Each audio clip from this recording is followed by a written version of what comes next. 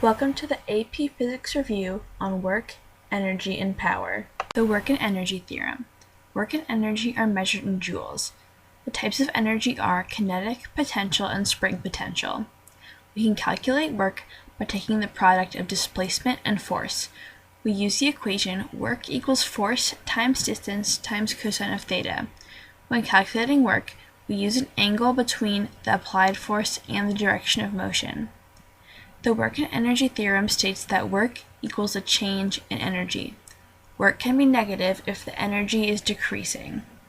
In this problem, we need to determine how much work is done by the force. We start with our givens and we need to find the work. It's important to remember that the angle is 0 degrees in this problem because the applied force and the motion are both going in the same direction. To solve, we start with our equation. We plug in our givens and we use algebra to find the final answer, 1000 joules. Forces and potential energy. Analyzing the forces that act upon an object is essential to determine the work that's done on it. We're going to use the forces normal force, weight, friction, and tension. There are other forces, but we'll learn about those in other units. To visualize these forces, we often draw free body diagrams, such as the ones pictured here. Energy changes from kinetic to potential as the object moves vertically. This is where diagrams can come in handy. When you lift an object vertically with no acceleration, the applied force equals the object weight. Lifting an object gives it potential energy. Conservation of energy. As you've probably heard by now, energy cannot be created or destroyed. The total energy at the initial points of the problem will be the total energy at the final points of the problem.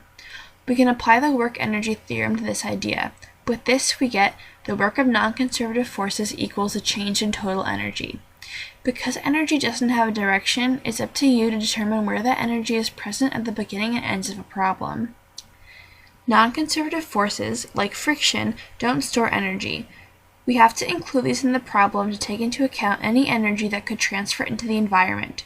The difference between this and the work and energy theorem is that the work-energy theorem doesn't take into account energy that transfers out of the system. A ball is dropped from a height of 10 meters. Assuming there is no air resistance, what is its velocity when it hits the ground? We have our given of height, and we need to find final velocity. We can assume that the work of non-conservative forces is non-existent because there's no air resistance. We use our equation. Work equals a change in kinetic energy plus a change in potential energy.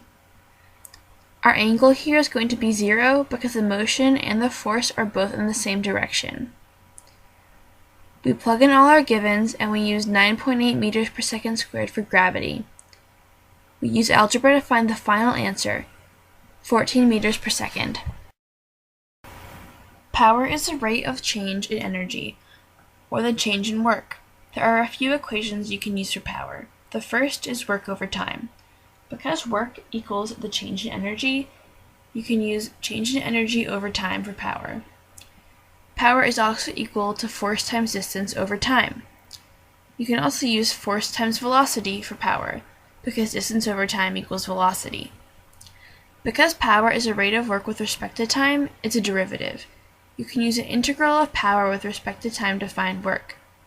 Power is measured in joules per second, which we also call watts. In this problem, we have to determine the average power that an elevator exerts during its trip. We have our givens, but we also need time. To find time, we can use this conversion, and we get 25 seconds.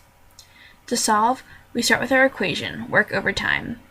Because work equals a change in energy, we use potential energy, mass times gravity times height over time for our formula.